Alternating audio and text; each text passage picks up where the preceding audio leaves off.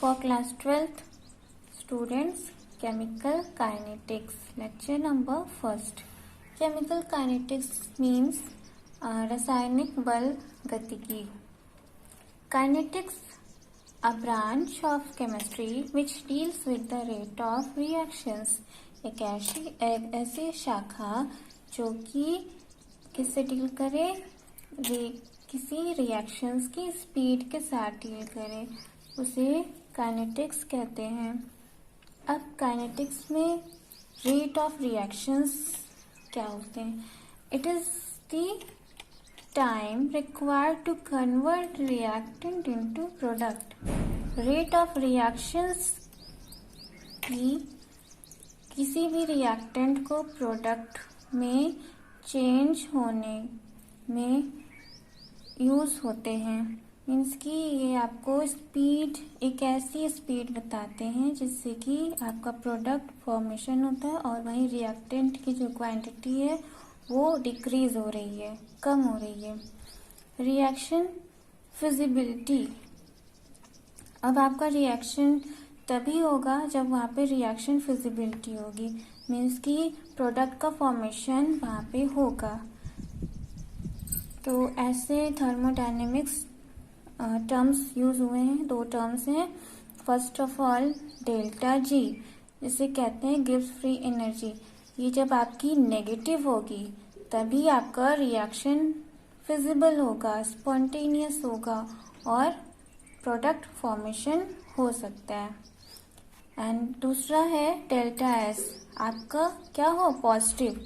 Delta S for entropy. Entropy should be remain positive, which means that reaction will be proceeded into forward direction.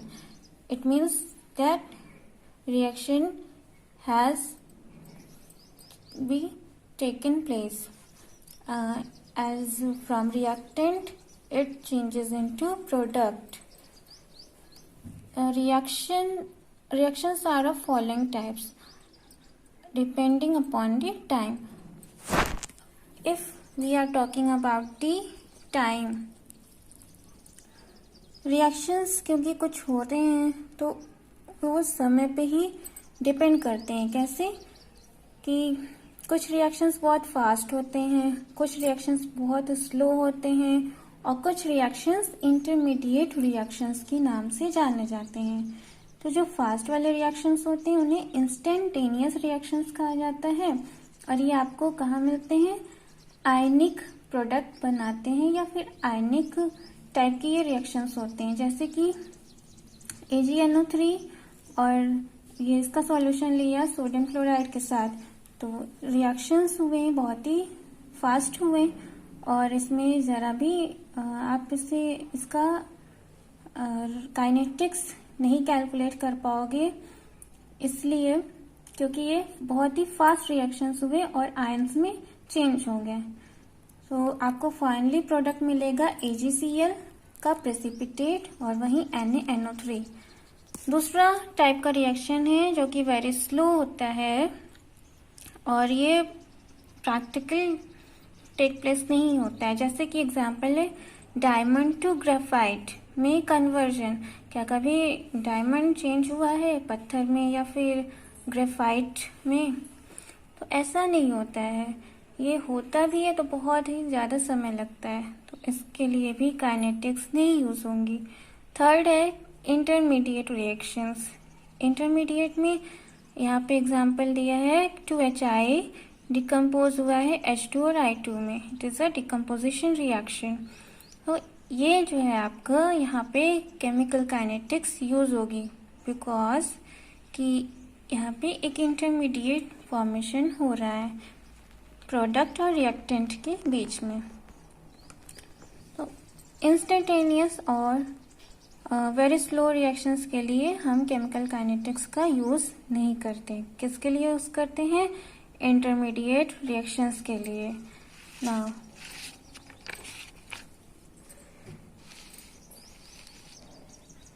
Kinetics में rate of reactions क्या होते हैं? तो rate of reactions होते हैं आपके या फिर आप इसको इस तरह से डिफाइन कर सकते हो, time of disappearance of reactants का हटना या कम होना, और time of appearance of products का फॉर्मेशन होना या प्रोडक्ट का दिखना। ये दोनों ही तरफ से आप रेट ऑफ रिएक्शन को डिफाइन कर सकते हो। या फिर rate equals to decrease in concentration of reactants with time. अगर आप टाइम के साथ चलेंगे तो कॉन्सेंट्रेशन जो हो रही है रिएक्टेंट की वो कम हो रही है, और वहीं पे increase in concentration of products with time, product की जो कॉन्सेंट्रेशन है वो समय के साथ बढ़ रही है अगर कोई भी रिएक्शन होता है। तो इसे हम कुछ इस तरह से डिनोट करेंगे कि इनिशियल कॉन्सेंट्रेशन हमने मान लीजिए लिया रिएक्टेंट का R1 और उसका जो टाइम है T1 पे, वहीं फाइनल कॉन्सेंट्रेशन रिएक्टेंट का लिया R2 टाइम T2 पर। तो रेट जो आपको मिलेगा वो क्या मिलेगा, R2 माइनस R1, जैसा कि फाइनल माइनस इनिशियल, तो आपका आया delta R, change in reactant. वहीं T2 माइनस T1 डिनोट करता है डेल्टा T, जो डेल्टा T आपका change in time. For a change in reactant and change in time, small change in time represent करता है आपका रेट।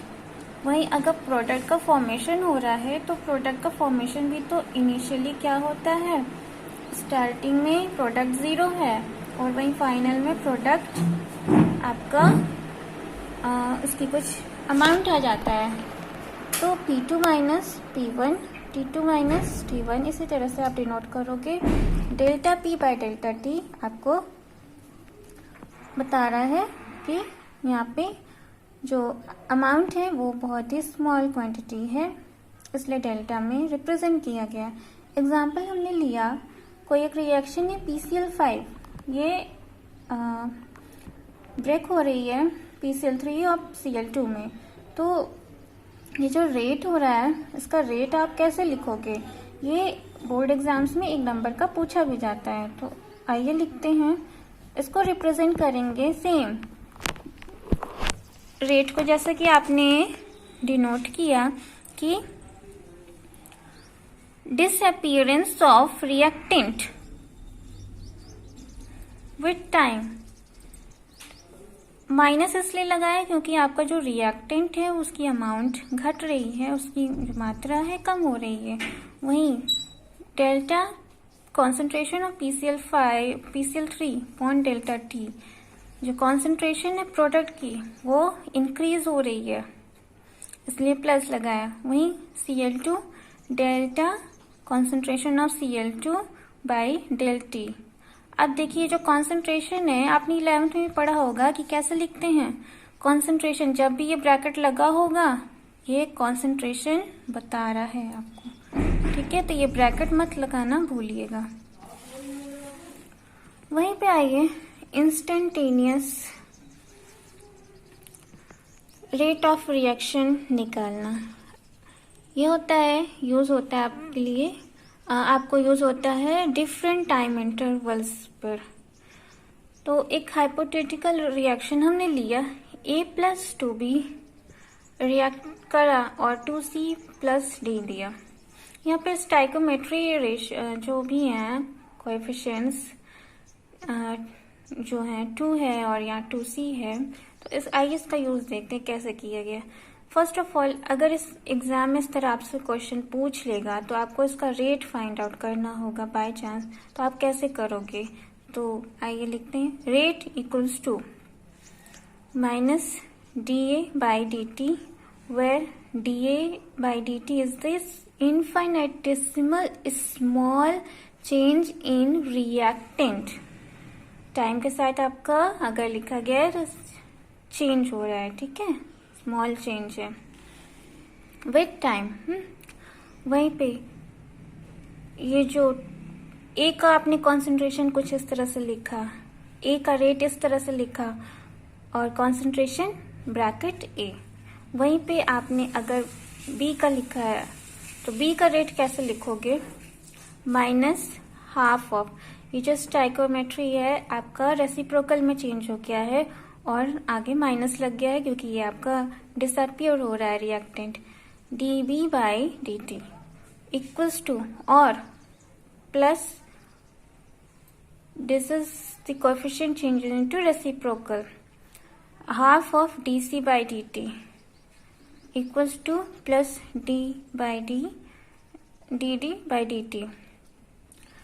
ये आपको इतना हिस्सा रिएक्टेंट्स का है जो कि डिसअपियर हो रहा है, वहीं ये हिस्सा आपका प्रोडक्ट्स का है जो कि अपियर हो रहे हैं।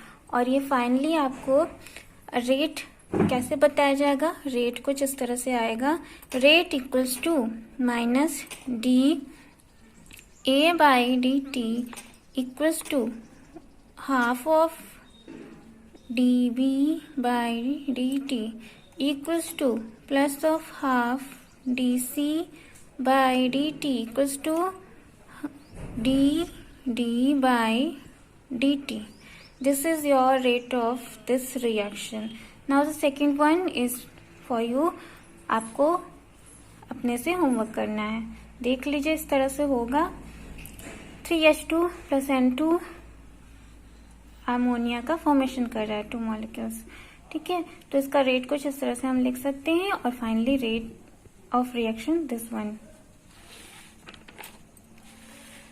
Now factors influencing rate of chemical reactions, क्या क्या फैक्टर्स होते हैं जो कि किसी केमिकल रिएक्शन के रेट को इन्फ्लुएंस करते हैं, इफेक्ट करते हैं। फर्स्ट है concentration of reacting species. More the concentration of the reacting, faster the reaction.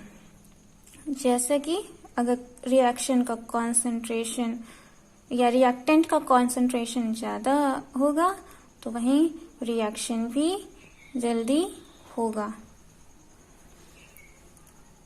Temperature, second point है टेम्परेचर।